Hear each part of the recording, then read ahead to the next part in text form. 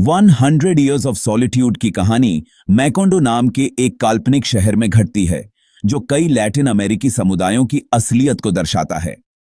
यह शहर अपने आप में एक जीवंत मोज़ेक है, जहां हर गली, हर नुक्कड़ और हर घर एक कहानी बयां करता है।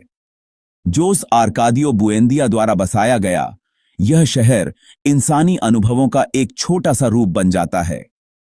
बुएंदिया परिवार की मेहनत और सपनों से यह शहर खड़ा हुआ और उनके संघर्षों और सफलताओं से यह शहर जीवंत हो उठा।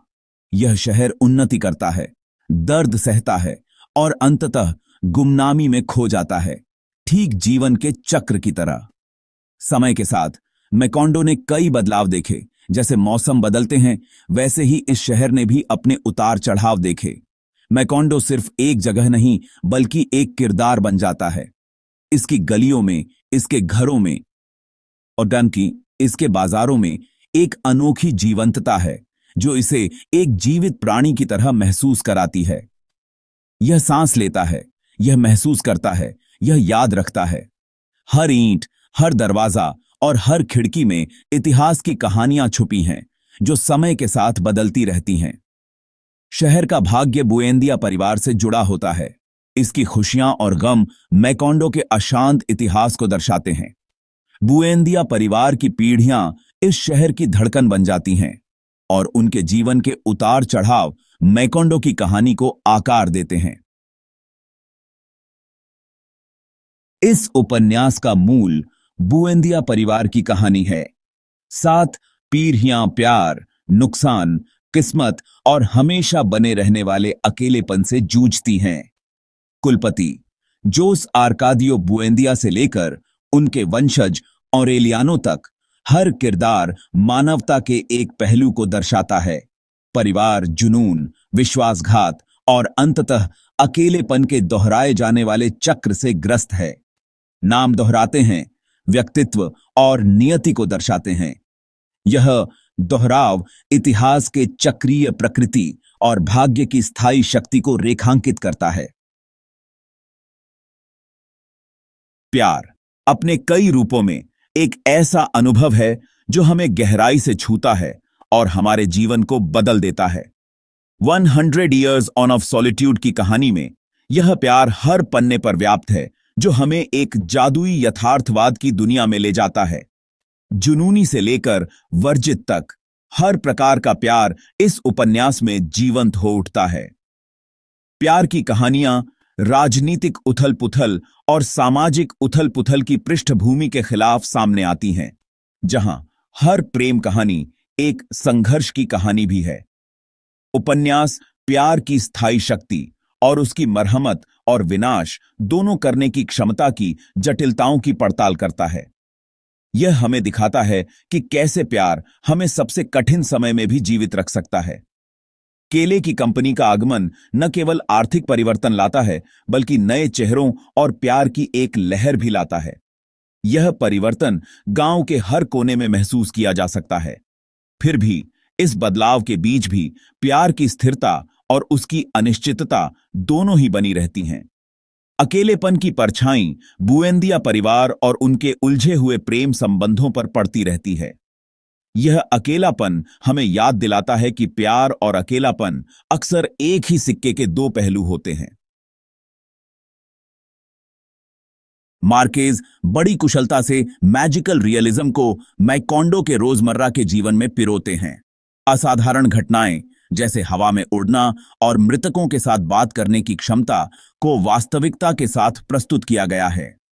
वास्तविक और काल्पनिक का यह मिश्रण उपन्यास की एक खास बात बन जाती है। वास्तविकता और कल्पना के बीच की रेखा धुंधली हो जाती है, जिससे पाठक सच्चाई की प्रकृति पर सवाल उठाने लगता है। यह मैजिकल रियलिज्म उपनिवेशवाद, राजनीतिक उत्पीड़न और मानव स्थिति के विषयों की पड़ताल करने के लिए एक शक्तिशाली उपकरण के रूप में कार्य करता है। समय अपने चक्रीय और अक्सर क्रूर प्रकृति में 100 ईयर्स ऑफ सॉलिट्यूड का एक केंद्रीय विषय है। यह उपन्यास एक सदी तक फैला हुआ है। मैकोंडो के उत्थान और पतन को देखता है, जो इतिहास की चक्रीय प्रकृति और क्षय की अनिवार्यता को दर्शाता है। पात्र स्मृति, व्यक्तिगत और सामूहिक दोनों से जूझते हैं। अतीत वर्तमान को सताता है, भाग्य को आकार देता है और विकल्पों को प्रभावित करता है। अंततः समय एक सर्वव्यापी शक्ति के रूप में उभरता है, व्यक्तिगत जीवन और मैकोंडो के भाग्य को आकार देता है। परिवार और समुदाय से घिरे होने के बावजूद 100 इयर्स ऑफ सॉलिट्यूड के पात्र एक गहरे अकेलेपन की भावना से जूझते हैं। वे अपनी महत्वाकांक्षाओं, अपने रहस्यों और अपने अतीत के चक्रीय पैटर्न से बचने में असमर्थता से अलग हो जाते हैं। यह अकेलापन केवल शारीरिक नहीं है, यह एक गहरी भावनात्मक और अस्तित्वगत अलगाव है। यह दुनिया में कनेक्शन और अर्थ की लालसा के सार्वभौमिक मानव अनुभव को दर्शाता है, जिसे अक्सर अलगाव द्वारा चिह्नित किया जाता है। 100 इयर्स ऑफ सॉलिट्यूड समय और स्थान से परे है। इसके प्रेम, हानि, राजनीतिक उथल-पुथल और अर्थ की मानवीय खोज के विषय आधुनिक पाठकों के साथ गहराई से प्रतिध्वनित होते हैं। उपन्यास का सामाजिक अन्याय और हाशिए पर पड़े समुदायों के शोषण का अन्वेषण आज की दुनिया में प्रासंगिक बना हुआ है। यह उपन्यास इतिहास की चक्रीय प्रकृति और वर्तमान को नेविगेट करने के लिए अतीत को समझने के महत्व की याद दिलाता है। प्रतिकूलता के सामने इसकी आशा और लचीलापन का संदेश दुनिया भर के पाठकों को प्रेरित करता रहता है। 100 इयर्स ऑफ सॉलिट्यूड कहानी कहने की शक्ति का प्रमाण है। यह एक ऐसा उपन्यास है जो अंतिम पृष्ठ पलटने के बाद भी पाठक के साथ रहता है। इसकी जादुई यथार्थवाद, अविस्मरणीय पात्र और स्थायी विषय इसे विश्व साहित्य के एक कालातीत कृति के रूप में स्थापित करते हैं। मानव स्थिति के अन्वेषण के माध्यम से उपन्यास लैटिन अमेरिका और उसके लोगों की आत्मा की एक झलक प्रदान करता है। यह एक ऐसी कहानी है जो पीढ़ियों के पाठकों को मंत्रमुग्ध करती है, उत्तेजित करती है और प्रेरित करती है।